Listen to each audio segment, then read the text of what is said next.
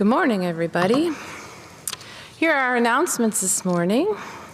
A final reminder to all Vermont juniors, the Vermont State Science Assessments will be Friday, April 2nd from 8 to 11:30.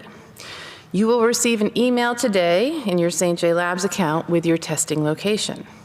These locations are also posted on the board outside of the academic office in Colby Hall and in Streeter Hall. To the faculty, I just heard from Mr. Eaton. He will be sending you some information later today so that there's clarity in the message. The Gay Straight Union will meet tomorrow at 3:30 via Zoom. If you would like to attend, please email Mr. Quinn or Ms. Hibbert for more information. And happy birthday today to Will Fowler. Happy birthday.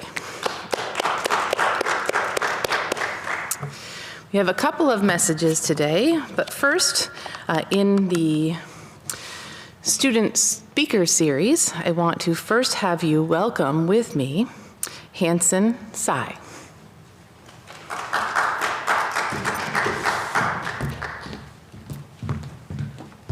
Good morning, St. Johnsbury. Today I'm going to talk about my experience with social anxiety.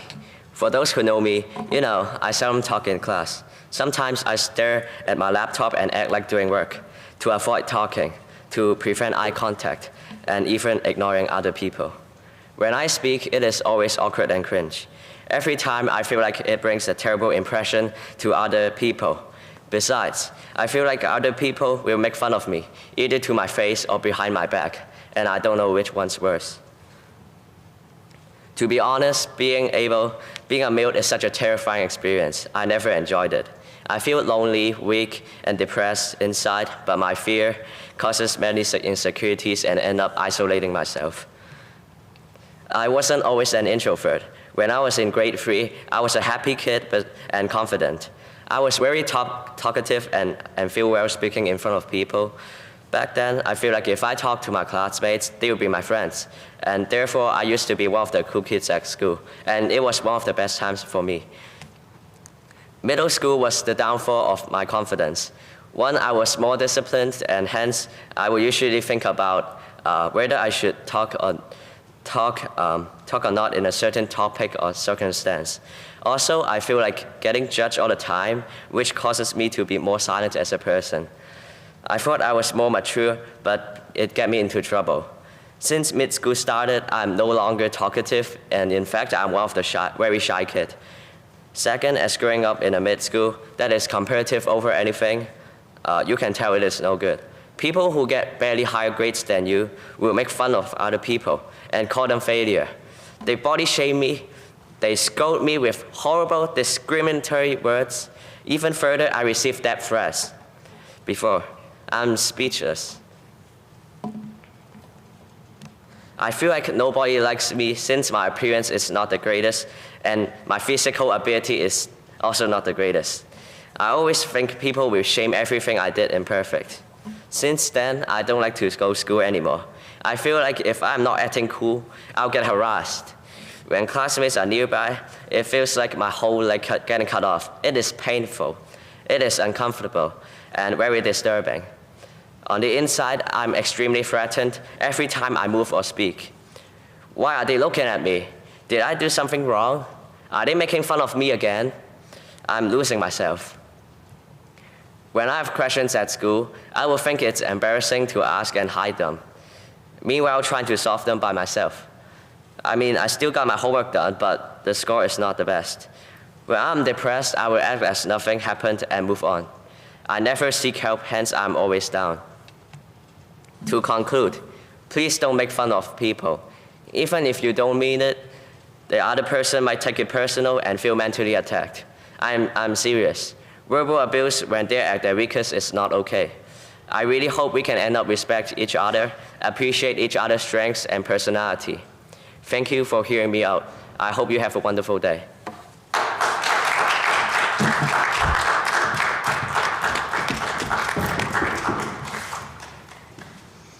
Hanson, thank you very much for having the courage for the first time to get up and speak in front of chapel and on such a message that makes you so vulnerable. We appreciate your courage and we are here.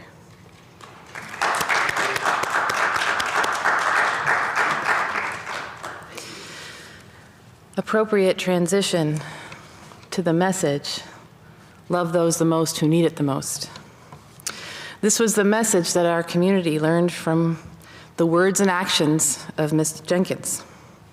For those of you who didn't have a chance to know Melissa Jenkins, she was a wonderful woman, mother, teacher, dorm proctor, coach, and friend. Tragically, she was taken from us far too soon. Her message, however, resonated with all of us as we grieved the loss of such a wonderful person in March 2012. Today, as I stand here, honoring her memory by wearing pink, a symbol of our commitment to continue to live out her message of loving those the most who need it the most. Melissa's message was powerful. The words themselves, as we hear them today, have power. Our words have power, and how we choose to use them on an intended audience matters. And while Melissa's message is as powerful to hear now as it was when we mourned the loss as a community together, the simple truth of her message, that is, it's not so easy to live out each and every day. This is who we are, therefore this is what you will see. Sometimes I wonder if we've forgotten in this pandemic who we are, or what we need to see in one another. Think about this with me for a minute. What does it actually mean to love those the most who need it the most? How are we to know who, on any given day, might need our love the most? Perhaps the message becomes even more difficult to live out when we're constantly faced with challenging circumstances. Disappointments about what the year and how we wanted it to look, COVID fatigue, mask fatigue, fear of failure, fear of not being accepted, intolerance of those who don't think or feel or say what we want them to say. There's no question these are challenging times. And with challenging circumstances, it's hard to admit that we're all not at our best right now. It's difficult to accept that we need to be vulnerable with one another. It's hard to know who we are safe with because everything that we have grown up with and everything that surrounds us is just different right now. And we're afraid, and being afraid is okay. It's okay to emote, it's okay to cry. It's okay to say that we don't have it all together, because the truth is, not one of us does. Not a single one of us has lived through this pandemic until now. Everybody wants answers. Everybody wants normalcy. Everybody wants, quite frankly, what we just can't have right now. And that is so hard to accept as we get up and keep moving each and every day. Parents are watching their children struggle in ways that they have never imagined. You and we are all watching with our parents, with our teachers, seeing how we respond to the next tick on the dial, or the next story on the news, or the next polarizing political agenda. We are all on edge. We are humans on edge. And when humans become on edge, it's so much easier to jump to conclusions or judgments. It's so much easier to say things that are unkind and not be patient with one another. And I'm not saying that in this world of pandemic, there isn't a time where there needs to be a message that needs to be delivered, and sometimes it's not easy to deliver.